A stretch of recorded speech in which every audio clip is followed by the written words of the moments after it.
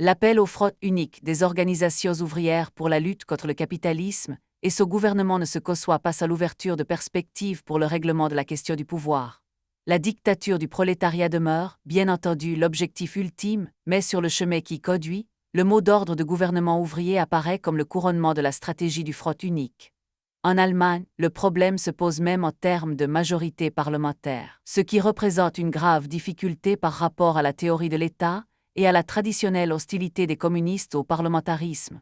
Ensemble, les communistes, les indépendants et les social-démocrates ne sont pas loin de la majorité absolue dans plusieurs Landtags, et une telle majorité est loin d'être exclue à la suite d'élections générales au Reichstag lui-même.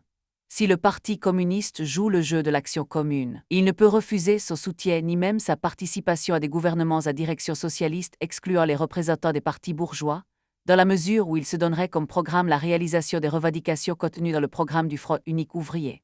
La question posée en mars 19 vers par Légier au lendemain du putsch de Cap, et finalement écartée sans véritable débat, émerge à nouveau, conséquence du tournant pris en 19 VTE par l'Internationale.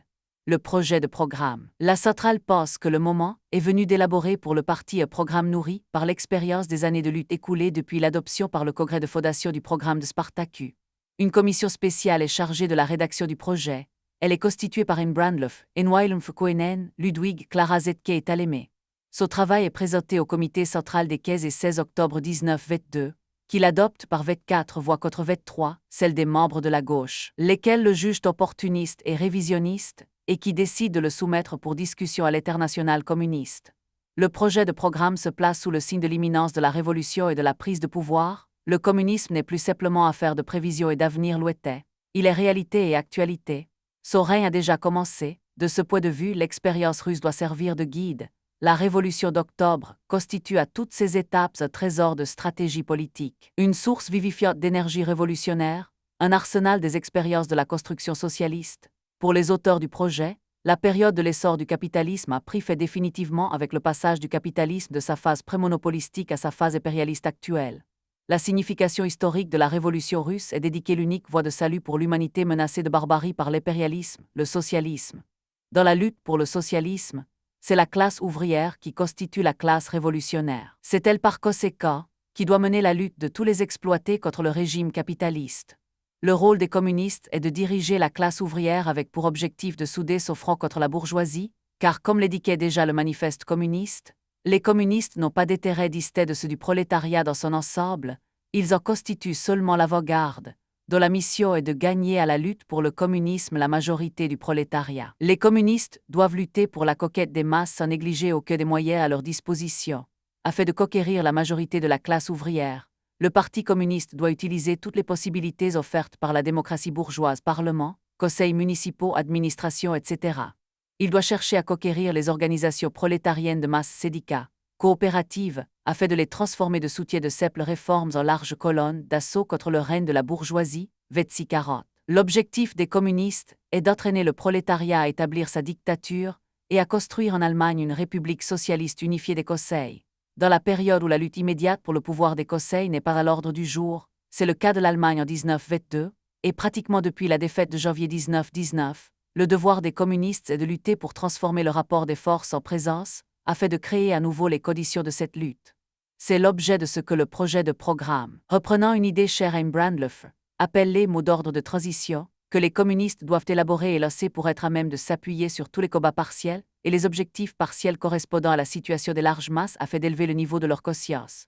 Il précise, dans un moment où le mouvement spontané de masse du prolétariat atteint un niveau et une dimension appréciables, où son opposition à la bourgeoisie et aux dirigeants ouvriers liés à elle se renforce, mais où il n'est cependant pas encore prêt, en majorité, à sortir du cadre de la démocratie bourgeoise, le mot d'ordre de gouvernement ouvrier constitue le moyen approprié pour atteindre une nouvelle étape de la séparation des larges masses prolétariennes d'avec la bourgeoisie et un nouveau point de départ, plus élevé, pour son mouvement vers la dictature prolétarienne. À cette étape politique, du mot d'ordre de gouvernement ouvrier doivent correspondre des revendications de transition qui définissent à la fois ce que doit être son programme et ce que les masses ouvrières doivent arracher par leur propre lutte. Avant la dictature du prolétariat, saisie des valeurs réelles et participation majoritaire de l'État à toutes les entreprises, syndicalisation ou trustification des entreprises sous contrôle ouvrier par l'intermédiaire des comités d'usine, levée du secret des banques, du secret de la fabrication et du secret commercial, établissement du monopole d'État du ravitaillement et institution du rationnement sous contrôle ouvrier,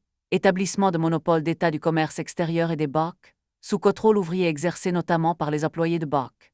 Ces mesures, qui constituent l'organisation de capitalisme d'État, ne sortent donc pas du cadre capitaliste, mais elles constituent un puissant facteur de radicalisation et de mobilisation des masses en même temps qu'elles suscitent une résistance de la bourgeoisie, qui ouvre elle-même la voie à la guerre civile. Le projet de programme précise, dans le cours de cette lutte, le gouvernement ouvrier sera contraint pour pouvoir survivre, de surmonter sa propre dualité contradictoire, de briser effectivement la machine d'État bourgeois et de faire des conseils ouvriers les détenteurs de tout le pouvoir d'État. Approfondissement ou révision. Le 10 octobre, à la veille du comité central, la direction du KPD avait reçu une lettre de l'exécutif qui posait nettement la question du gouvernement ouvrier et appelait des réponses concrètes. L'exécutif suggérait de faire de la saisie des valeurs or, réclamée par la DGB et susceptible de rassembler toutes les forces ouvrières, l'objectif central de sa lutte.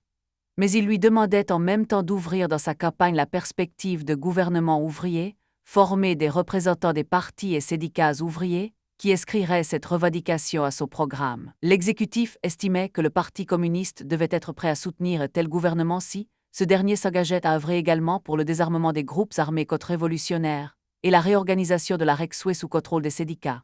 La direction du Parti communiste allemand reste très réticente, et pas seulement son aile gauche. Bientôt la crise ministérielle ouverte par la démission du cabinet Inwertfer va poser la question en termes concrets. Le Parti social-démocrate se bat pour une grande coalition. Les partis bourgeois du centre sont tentés par un élargissement de la coalition vers la droite. La centrale rédige un appel aux travailleurs allemands dans lequel elle affirme qu'aucun parti ouvrier ne saurait assumer la responsabilité de contribuer, même indirectement, à l'entrée dans le gouvernement des hommes de la grande industrie et des banques.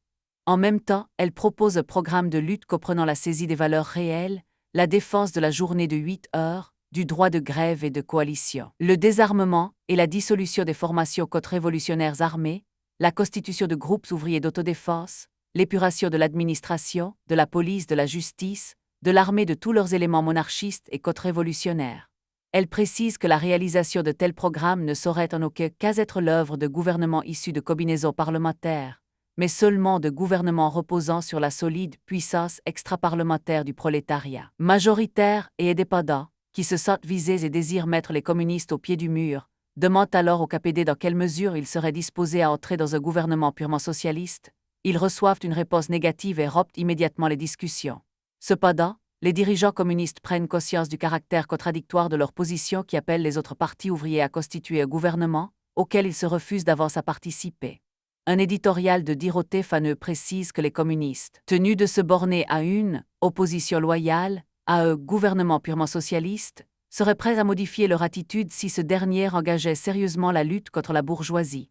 La centrale se résout alors à étudier la question sous tous ses aspects et à soumettre au comité central des thèses sur la question du gouvernement ouvrier qui seront publiées dans sa presse avant la réunion. Le texte proposé part de la constatation qu'il était possible au prolétariat d'entreprendre la lutte pour le pouvoir sans être préalablement libéré des illusions bourgeoises démocratiques. C'est sous cet angle qu'il aborde la signification du mot d'ordre de gouvernement ouvrier. Les thèses reflètent toutes les contradictions passées et présentes qui pèsent sur le parti, ce déchirement entre, d'une part, sa condamnation passée de la déclaration d'opposition loyale et le risque, toujours réel, de compromission avec les dirigeants de la droite social-démocrate. D'autre part, l'apparente logique qui conduit de la stratégie du front unique des organisations ouvrières au mot d'ordre de gouvernement de ces mêmes organisations ouvrières pour la réalisation des revendications de ce front unique. Ces contradictions se traduisent dans des affirmations soigneusement balancées, celle selon laquelle le gouvernement ouvrier pourrait constituer un rempart de la bourgeoisie contre les masses prolétariennes, et cette autre selon laquelle il serait capable de mettre fin à la domination des monopoles et constituerait ainsi un pas en avant dans une situation où la dictature du prolétariat et le pouvoir des conseils ne sont pas à l'ordre du jour. La conclusion est donc prudente. Les communistes ne s'opposeront pas à la formation de gouvernements purement socialistes et même la faciliteront, dans la mesure où cette formation dépendra en partie d'eux. Ils soutiendront sans réserve les gouvernements socialistes dans le cadre des LAD, comme moyen de mobiliser les masses, dans la mesure où il dépend des communistes que soit élu un gouvernement purement bourgeois, un gouvernement de coalition ou un gouvernement purement socialiste. Ils faciliteront l'élection d'un gouvernement purement socialiste. Ils auront le devoir de le soutenir dans toutes les mesures qu'il prendra dans l'intérêt de la classe ouvrière. Mais les thèses excluent catégoriquement la participation des communistes à de tels gouvernements, dont elles estiment ils ne sauraient jouer leur rôle révolutionnaire que si les communistes se tiennent à l'extérieur et travaillent à les pousser en avant par leurs critiques. Là encore, l'impulsion va venir de l'exécutif. Le 7 novembre, Radek adresse à Dorothée Fanö un article consacré à cette question, traçant les grandes lignes d'une campagne pour la formation en Allemagne de gouvernements ouvriers. Ce dernier mot d'ordre constitue, selon lui, l'unique moyen praticable et réel de conquérir la majorité de la classe ouvrière à l'idée de la dictature du prolétariat. Les communistes doivent élaborer dans ce but un programme de transition qui puisse servir à élever les masses de la défense de leurs intérêts immédiats à la compréhension de la nécessité de la lutte pour le pouvoir. Dans une telle perspective, le gouvernement ouvrier est le couronnement de l'édifice. Il constitue pour Radek la concrétisation de la tactique de la lettre ouverte dans une situation nouvelle, et aussi la réalisation du mot d'ordre du 3e Congrès mondial vers les masses. Le 10 novembre, il adresse à la centrale une lettre dans laquelle il s'en prend aux conceptions, selon lui schématiques, qui inspirent les thèses proposées au comité central. Dans la mesure en effet où il est clair désormais que le passage de l'actuelle situation à la dictature du prolétariat ne pourra se faire sans une période de transition, il lui semble nécessaire d'admettre que le gouvernement ouvrier constitue la meilleure des transitions. L'étape intermédiaire entre la dictature de la bourgeoisie et celle du prolétariat. La défense, par les partis communistes, du mot d'ordre de gouvernement ouvrier ne contredit en rien son objectif final de république des conseils, mais constitue au contraire le moyen de s'en rapprocher et de la préparer. Il ne s'agit pas seulement pour le Parti communiste de faciliter la formation de gouvernements ouvriers, mais bien d'user de tout son poids pour atteindre cet objectif. Le parti doit donc s'engager d'avance à soutenir loyalement le gouvernement ouvrier qu'il réclame. Allant plus loin, Radek s'élève contre la conception exprimée dans les thèses de la centrale, selon laquelle le Parti communiste ne saurait en aucun cas participer à un gouvernement ouvrier. Il écrit « Le Parti communiste peut appartenir à n'importe quel gouvernement disposé d'abord à lutter contre le capitalisme. Le parti n'est pas opposé par principe à la participation à un tel gouvernement. Il se situe certes pour sa part sur la base du gouvernement des conseils, mais cela ne signifie pas par quelle voie la classe ouvrière va vers le gouvernement des conseils. La participation du Parti communiste à un tel gouvernement dépendrait donc de la situation concrète. Il évite le parti allemand à élaborer des thèses qui ne soient pas, non pour les 9/10, et à donner une réponse positive sur cette question, non pas en rabâchant de vieux principes et de vieilles considérations, mais en faisant un nouveau pas en avant. Cela ne peut se faire que si la masse voit que nous voulons changer les choses de la façon qui est possible aujourd'hui, c'est-à-dire non à travers de la propagande sur ce qui nous sépare d'elle, mais par la réalisation et l'approfondissement de ce que les masses considèrent comme une issue possible à cette situation. Radek précise qu'il écrit à titre personnel, n'ayant pu consulter une Genevieve Frapson, mais qu'il a discuté de ce problème avec Lénine en présence de Pieck, Ecker et Brandlöffer. Lénine l'a approuvé, avec cette réserve qu'il est mal informé et n'a pas entendu d'arguments opposés. C'est finalement la position de Radek que la centrale défendra devant le comité central, où se déroule une vive discussion, animée notamment par l'opposition de Ruth Fichet. Celle-ci critique vigoureusement la conception qui consiste à faire campagne pour des revendications économiques et lui oppose la nécessité d'une campagne politique pour un gouvernement socialiste, qu'elle considère comme synonyme de la dictature du prolétariat. C'est parce que, aujourd'hui, nous ne pouvons pas dire « République des conseils », ni non plus « conseil politique », que nous devons vêtir nos mots d'ordre communistes politiques sous la forme du gouvernement ouvrier, qui en fait doit faire la même chose. La nouvelle résolution de la centrale définissant le mot d'ordre de gouvernement ouvrier est adoptée par 31 voix contre 15. Elle met l'accent sur la nécessité du soutien, mais ne mentionne pas une éventuelle participation. En fait, le tournant est pris. Le 8 décembre 1921, la circulaire numéro 2 de la centrale développe le mot d'ordre, tel qu'il est désormais intégré dans la panoplie de la propagande et de l'agitation du parti. La poussée vers le front unique doit trouver son issue politique dans un gouvernement ouvrier socialiste qui doit prendre la place du gouvernement de coalition. Le KPD doit dire aux travailleurs qu'il est prêt à appeler à la formation de gouvernements ouvriers socialistes avec tous les moyens parlementaires et extra-parlementaires, qu'il est également prêt à entrer dans un tel gouvernement s'il a la garantie qu'il représente les intérêts et les revendications de la classe ouvrière contre la bourgeoisie, qu'il saisira les valeurs réelles, poursuivra les capistes, libérera de prison les ouvriers révolutionnaires, etc. À partir de cette date, le mot d'ordre est repris par les cheminots grévistes, par le Congrès national des conseils d'usine, partout défendu par les militants communistes comme le couronnement concret, la traduction sur le plan gouvernemental de la stratégie du front unique, l'équivalent du mot d'ordre bolchevique de 1917 de rupture de la coalition avec la bourgeoisie. Le problème des gouvernements socialistes de l'ordre. Cependant, les communistes prennent grand soin de souligner que, pour eux, le gouvernement ouvrier doit reposer sur des bases extra-parlementaires de classe, et non sur une simple coalition parlementaire. Le problème concret leur est alors posé de l'attitude à observer lorsque les partis ouvriers obtiennent la majorité absolue dans un Landtag. Faut-il refuser la qualité de gouvernement ouvrier à un gouvernement, purement socialiste, constitué sur la base des résultats d'élections démocratiques, mais sans que soient apparus les conseils ouvriers auxquels le gouvernement ouvrier devrait frayer la voie? Faut-il ou non soutenir de tels gouvernements? Comment justifier éventuellement aux yeux des travailleurs, notamment de ceux qui veulent des gouvernements socialistes, un refus de voter pour un tel gouvernement qui rejetterait ipso facto le Parti social-démocrate dans une coalition ou même rendrait le pouvoir au parti bourgeois? La question se pose très précisément en Saxe et en Thuringe. Déjà en novembre 1920, les électeurs de Saxe avaient envoyé au Landtag une majorité ouvrière, 49 députés ouvriers, dont 27 majoritaires, 13 indépendants et 9 communistes, face à 47 députés de partis bourgeois. Les social-démocrates de gauche avaient alors proposé un gouvernement de coalition des trois partis ouvriers, mais le KPD avait refusé sur la base d'une expérience qui, disait-il, lui avait appris depuis 1918 que, prétendu gouvernement ouvrier, ne pouvait être que le gérant des intérêts de la classe capitaliste. Soucieux pourtant de n'apparaître pas comme responsable de retour des partis bourgeois au gouvernement du Lord, il avait en même temps fait voter ses députés pour un ministre-président socialiste.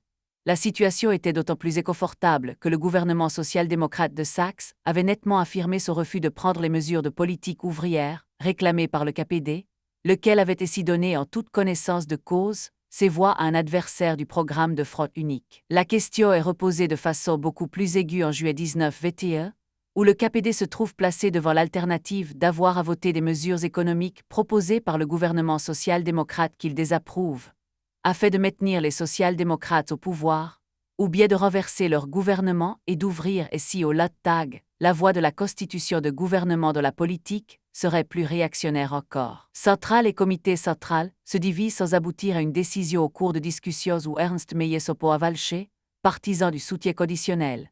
Ce sont finalement les députés communistes du Landtag de Saxe qui tranchent la question en sauvant le gouvernement social-démocrate.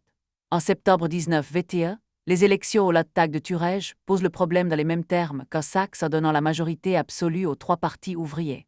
Les indépendants proposent la formation de gouvernements ouvriers. Le Politburo décide que les députés communistes voteront pour un ministre-président social-démocrate ou indépendant et qu'ils soutiendront tout gouvernement ouvrier menant une politique ouvrière conséquente.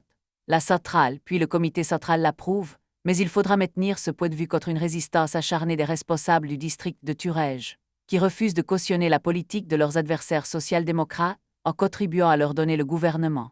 C'est que cette politique soulève l'opposition farouche de la gauche, pour qui elle constitue un premier pas vers un nouveau révisionnisme, une rechute à la conception opportuniste des voies parlementaires vers le socialisme. La centrale et la majorité de la direction votent en effet plus loin dans leur perspective, puisque Thür peut écrire dans Eprecor, en Allemagne, le gouvernement ouvrier est pleinement réalisable. Au Reichstag, les partis ouvriers n'ont pas, il est vrai, la majorité, ils pourraient cependant gouverner avec l'appui des masses et une dissolution suivie de nouvelles élections leur donnerait à coup sûr la majorité. Les élections de 1922 au Landtag de Saxe rendent une position de principe absolument nécessaire. Sur 96 élus, il y a en effet 19 nationaux allemands, 19 populistes et 8 démocrates, soit 46 députés bourgeois. Les social-démocrates ont 1 million de voix et 40 députés, et les communistes 10 élus avec 268 000 voix. Communistes et social-démocrates détiennent donc ensemble la majorité absolue.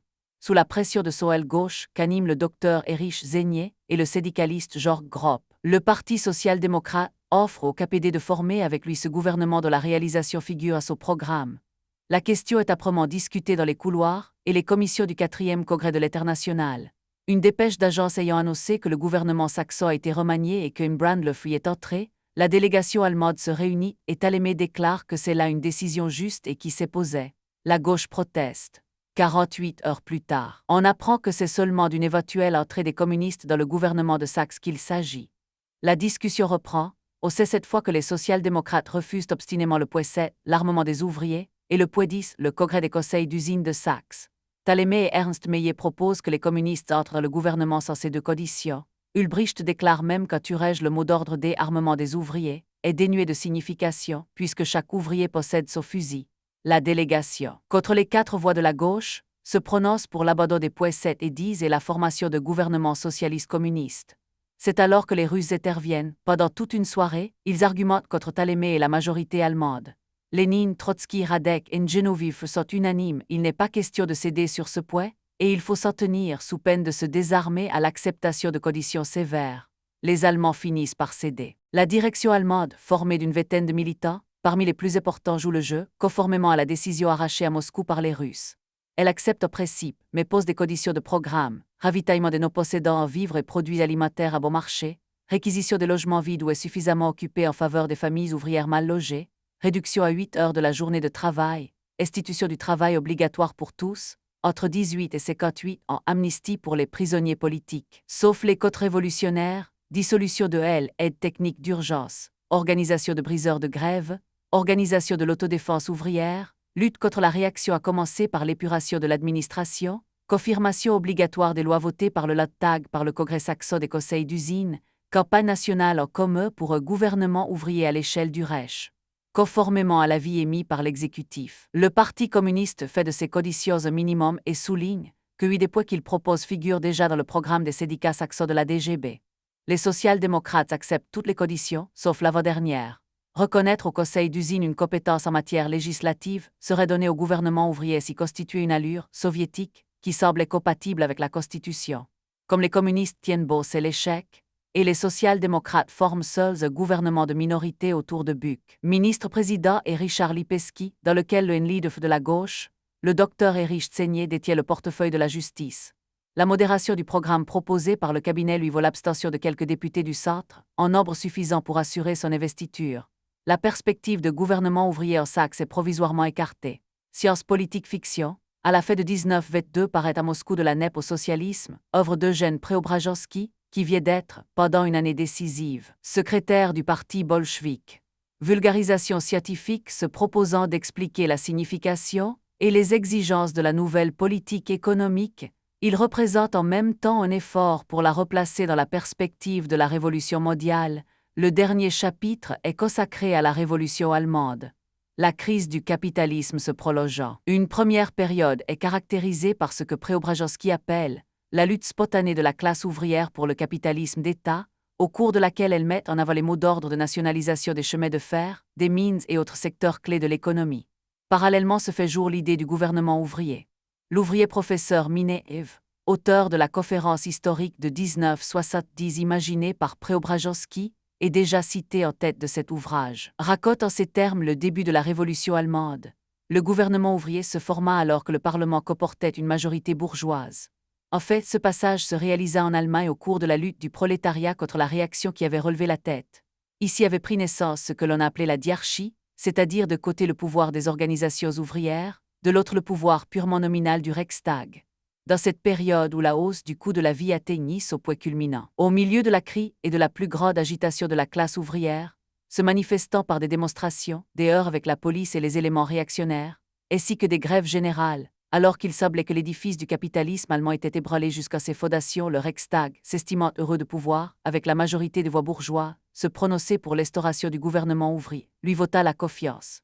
Ce gouvernement, au sein duquel les partisans de Schedman jouaient naturellement le rôle directeur, devait rapidement, responsable en réalité non devant le Reichstag, mais devant le Parti social-démocrate et les centrales syndicales. Le gouvernement ouvrier ainsi instauré ne représenterait pourtant pas le prolétariat, mais seulement ses directions bureaucratiques, et constituait en réalité le dernier rempart de la société bourgeoise en lutte contre ce pouvoir ouvrier réel qui n'était pas encore instauré.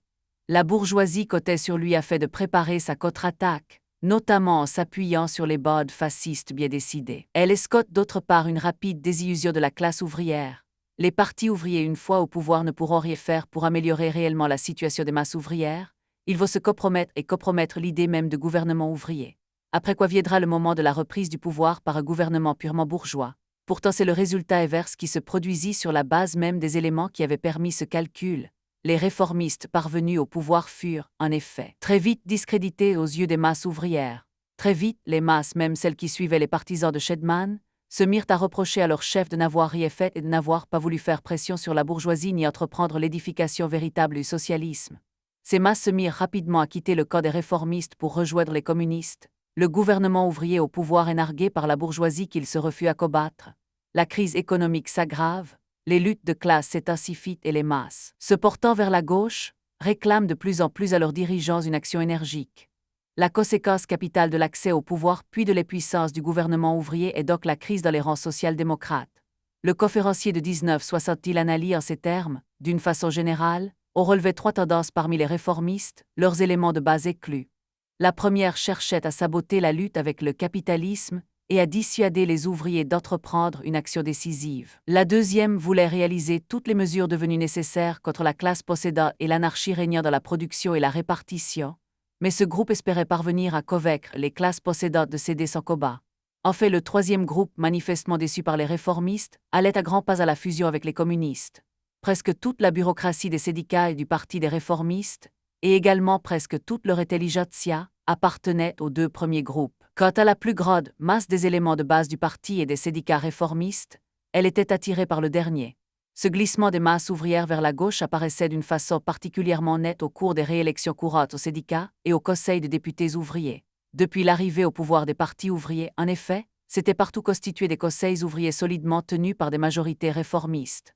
La bataille avait pour enjeu l'éviction des réformistes du mouvement ouvrier lui-même. Lorsque les communistes s'emparaient de la majorité dans un soviet, ils passaient à l'action, dissolvaient les municipalités, légiféraient sur les loyers, les taxes locales et posaient un service du travail.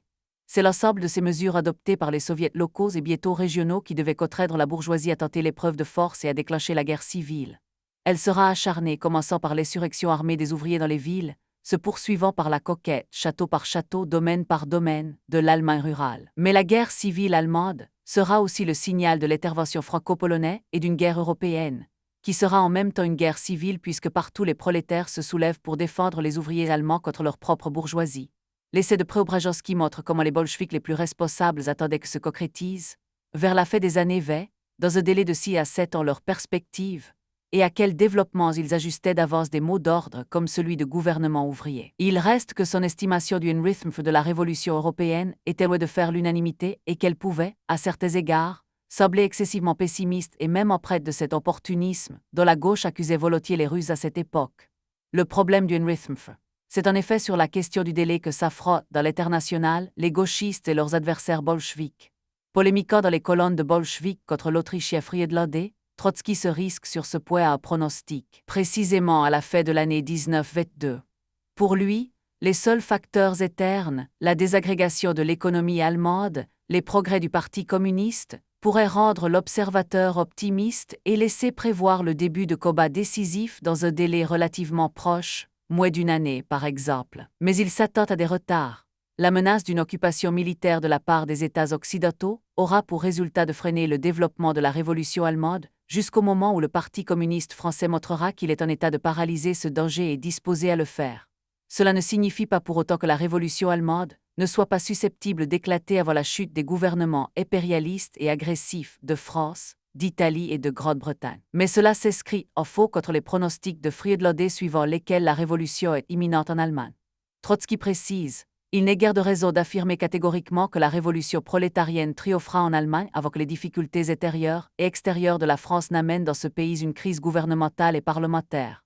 Dans ces conditions, les communistes allemands doivent se méfier du radicalisme révolutionnaire et du gauchisme qui, selon Trotsky, ne faut que recouvrir pessimisme et méfiance. La bourgeoisie n'est pas pour nous une pierre qui roule au précipice, mais une force historique vive qui manœuvre, avance tantôt sa droite et tantôt sa gauche. C'est seulement si nous apprenons tous les moyens et les méthodes politiques de la société bourgeoise pour réagir chaque fois sans hésitation ni retard, que nous réussirons à accélérer le moment de mouvement précis et sûr, nous projetterons définitivement la bourgeoisie dans l'abîme. Vieille discussion qui, chez Trotsky et les dirigeants russes, exprime des inquiétudes renouvelées, nourries par l'expérience des dernières années, traduit aussi un certain optimisme, comme si le prolétariat détenait seul en définitive le moyen d'éviter le choc prématuré. Dans le même bolchevique, Radek tente de freiner les impatiences qui s'expriment dans le prolétariat et le parti allemand sous le poids d'une situation matérielle toujours plus difficile.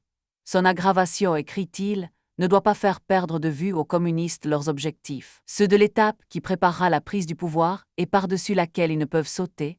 Le Parti communiste ne doit pas oublier qu'il ne représente pas encore la majorité de la classe ouvrière allemande et que sa tâche immédiate est de conquérir cette majorité et de nouvelles positions en vue de l'assaut prochain.